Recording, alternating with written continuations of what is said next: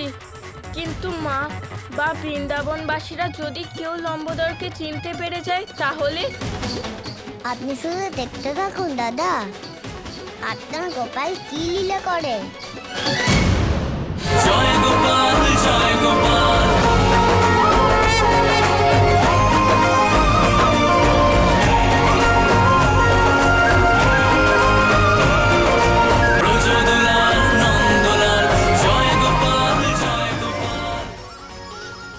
তোমরা সবাই কারা? আরে আমাদের চিনতে পারছো না? আমরা তো গোপালের বন্ধু। তাহলে তোমাদের সাথে ওই লম্বা ছেলেটি কে? ও পাশের গ্রাম থেকে আসা আমাদের দলের নতুন সদস্য। আমাদের দলের সদস্যের সংখ্যা ক্রমাগত বেড়েই চলেছে। কিন্তু তোমার বন্ধুরা ছদ্মবেশে কেন? দেখেছো, বকা খাওয়ার থেকে বাঁচার জন্য আবার কোনো কাহিনী বানাচ্ছে।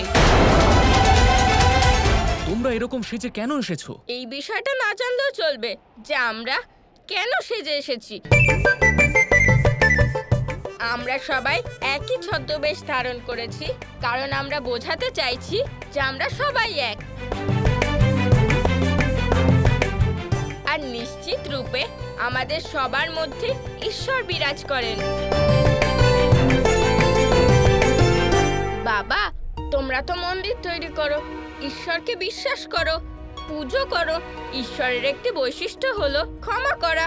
কিন্তু বাচ্চারা একটা ভুল করেছে বলে তোমরা তাতে রেগে গেলে, আর তোমরা সবাই বাচ্চাদেরকে আরেকটা সুযোগও দিলে না।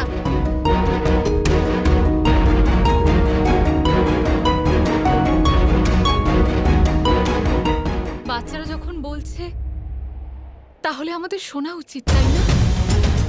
ওরা তো বাচ্চাই, ওদের এতটুকু ভুল তো আমরা ক্ষমা করে দিতেই পারি, তাই না?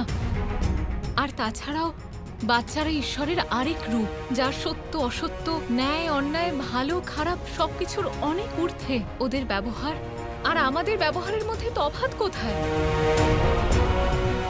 যশোদা ঠিক বলেছে, আমাদের বাচ্চাদের আরেকটা সুযোগ দেওয়া উচিত।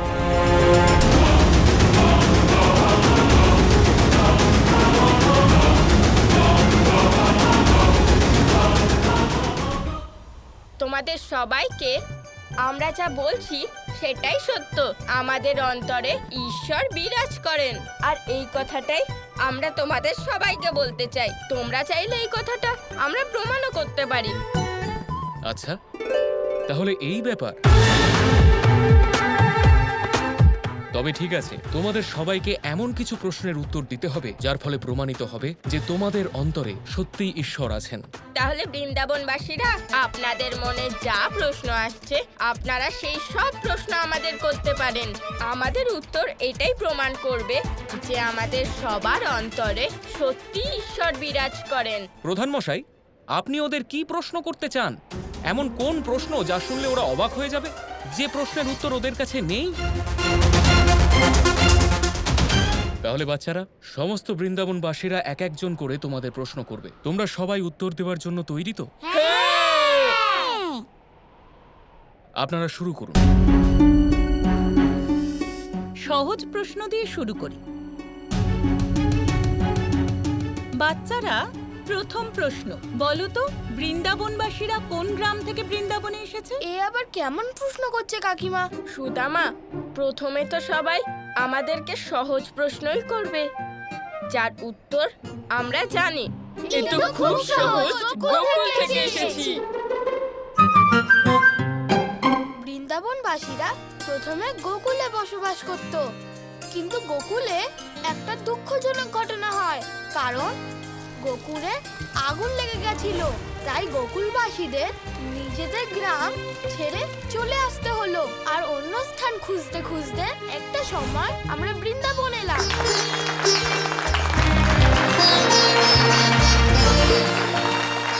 খুব ভালো সুদামা, একদম ঠিক উত্তর দিয়েছো তুমি। দ্বিতীয় প্রশ্ন, এবারে বলো যখন আমরা গোকুলে থাকতাম না তখন আমরা কোথায় থাকতাম?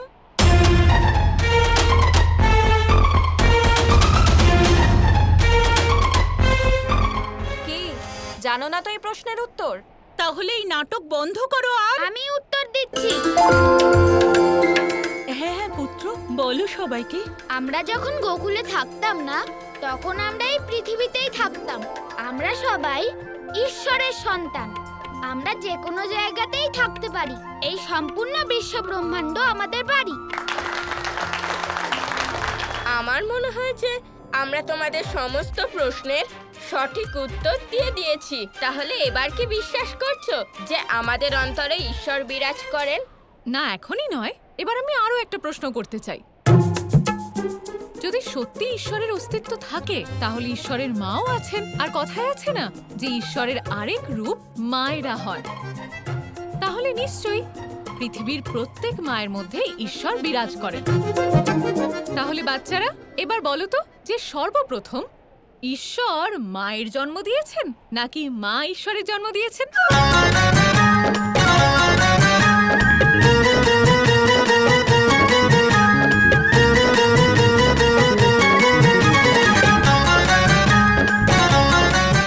যশোদা মা এ কেমন প্রশ্ন করলো? এই প্রশ্নের উত্তর কি দেব? এই প্রশ্নের উত্তর তো শুধু ঈশ্বরই দিতে পারেন। এই প্রশ্নের উত্তর তো আমি দেব। কৃষ্ণ, এই প্রশ্নের উত্তর আপনি নয় আমি দেব। ঠিক আছে, যেমন আপনার ছিল বলো। কি হলো? চুপ কেন? আমি জানি তোমরা এই প্রশ্নের উত্তর দিতে পারবে না। সংসারে এমন কোনো প্রশ্ন নেই যার উত্তর হয় না। যদি কোনো প্রশ্ন থাকে তাহলে তার উত্তর অবশ্যই থাকবে। যশোদা কাকি প্রশ্ন করলেন যে ভগবানের দ্বিতীয় রূপ মা। তাহলে ঈশ্বর প্রথমে মাকে জন্ম দিলেন নাকি মা ঈশ্বরকে? যদি এটার কোনো উত্তর হতে পারে তাহলে সেটা কেবল একটাই, ঈশ্বরই হলেন মা এবং মাই হলেন ঈশ্বর। এ কেমন উত্তর? মা হলেন জননী, তিনিই পালন করেন। একটি শিশুর কাছে তার মাই হলেন বিশ্বব্রহ্মাণ্ড। জন্ম দেওয়া, পালন করা, আমাদের শিক্ষা দেওয়া, সংস্কার দেওয়া, এই সব কিছু ঈশ্বরই করেন, কিন্তু একজন মায়ের রূপে। তাহলে আমাকে বলুন যে মাই হলেন ঈশ্বর এবং ঈশ্বরই হলেন মা, এই কথাটি প্রমাণিত হলো?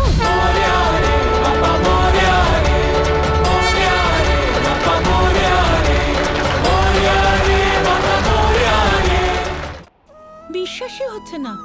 এত কঠিন প্রশ্নের উত্তর একটা বালক কিভাবে এত সহজভাবে এত সুন্দর করে দেয়। বাচ্চাদের মুখোশ খুললেই বোঝা যাবে যে কিভাবে উত্তর দেবে।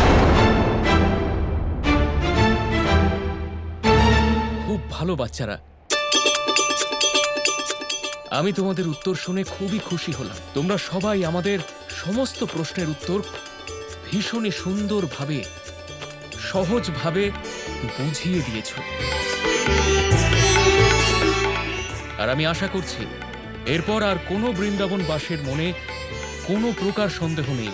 অন্তত এবার আপনাদের বিশ্বাস হয়ে গেছে যে আমাদের বাচ্চাদের অন্তরে সত্যি স্বয়ং ঈশ্বর বিরাজ করছে।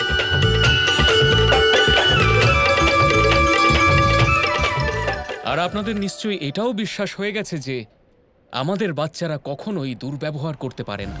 আমাদের বৃন্দাবনের বাচ্চারা কখনোই কাউকে অসম্মান করতে পারে না। তাহলে এর সাথেই সভা সমাপ্ত হচ্ছে। আমাকে এত প্রশংসা করবার জন্য আমি আপনার কাছে সর্বদাই কৃতজ্ঞ। আমি যখনই আমার মাতা পিতার কাছে ফিরব তখন ওনাদের আমি আপনার বিষয়ে অবশ্যই বলবো। আর বাচ্চারা, এবার তোমরা তোমাদের এই মুখোশ খুলে আসল রূপে ফিরে এসো। সবার প্রথমে তো আমি এই বালকের মুখ দেখতে চাই। ওর ভাবনা এবং চিন্তা সত্যি এত সুন্দর, আর এর কৃতিত্ব কেবল তার বাবা মাকেই দেওয়া উচিত। মা, এই উত্তর ও কেবল একা দেয়নি, বরং আমরা সবাই মিলে দিয়েছি।